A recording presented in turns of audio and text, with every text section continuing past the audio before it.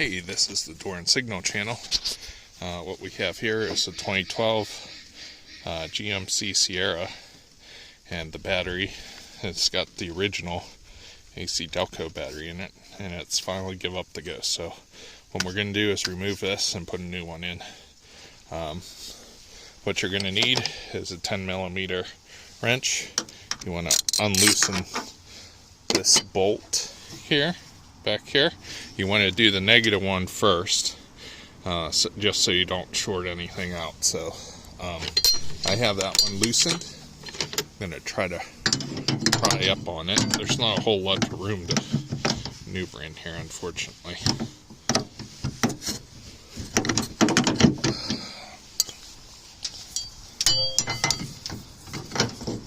But yeah, you basically want to break that apart, pull that one off, and then I'll show you this one once we've got that on there. So, all right, we got that post off, the negative. So now we're going to do the positive one here.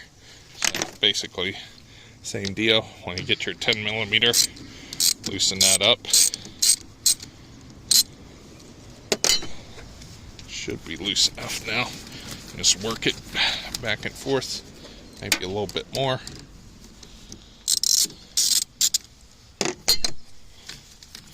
Sorry, I'm doing this one hand here and holding the camera, so I just want to work this back and forth to get that off. We got that post off now. So now there's another bolt down here. I got the socket in there. There's a bolt right here where my finger is. I don't know if you can see that. That one that holds the battery in place. That's a 13mm. So you want one of these extended deals here. And then we'll take that out, and then we should be able to remove the battery. The other thing you want to do before you put the new battery in is get you one of these deals, these battery clip things, or I apologize, it's the battery cleaner. It's like a wire brush, or get yourself a wire brush if you don't have one of these. This one has this little round thing, and you can put that inside of the terminals here and clean them up. So I'll do that before put the new battery in.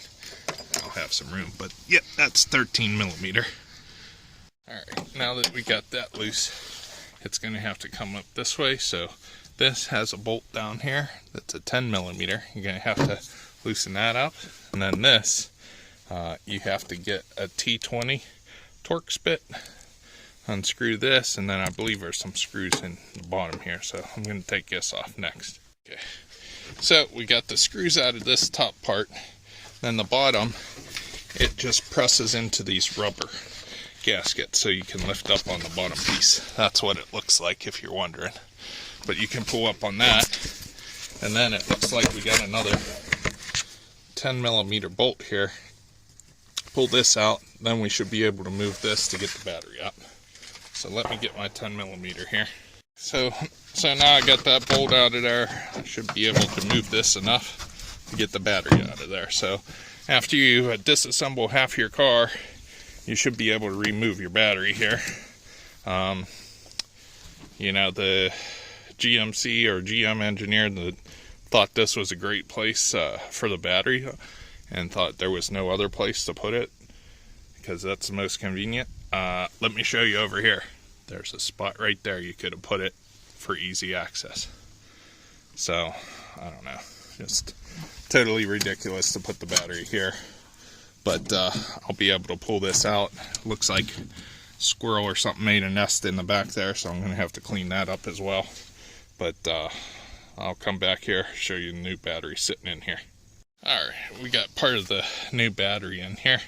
I put the ground in, but the battery is starting to move around, so I put the mount back in so the battery's in there solid, so I can tighten this back down with the 10mm socket.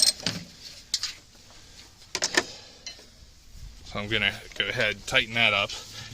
When you're installing the battery, you want to connect the positive terminal first and then the negative terminal. This will help with using the ratchet not to short out anything. So you'll connect the positive first. I messed up a little bit while I was putting this in, and actually connected the negative first and not the positive. So, but the correct way should be connect the positive first and then the negative. So after I get that tightened up, I'm going to put the positive on. Also, when you're tightening the positive here, you want to make sure when you're ratcheting it, you don't touch any of this metal, the hood, the fender, any of that, because it'll short, because your negative's already hot. So you just want to make sure you don't touch any of this stuff when you're putting this on. So that's all connected. The other thing I usually do just to keep these from corroding is get a little bit of grease, and don't put a lot on, just enough to keep the oxidization out. So just put a little bit on my finger here and smear it on there where the connection is. You can see that. Don't have to be a lot, just a little bit to keep the corrosion off. And I'll do the same for the positive here.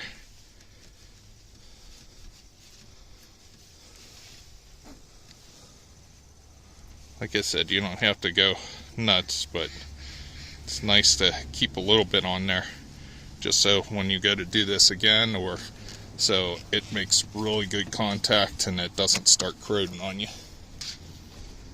But now that's in, now we got to put the water, the coolant tank back on, and then the air filter. But other than that, that's pretty much done. Thanks for watching. Don't forget to comment or subscribe to our channel. Thanks.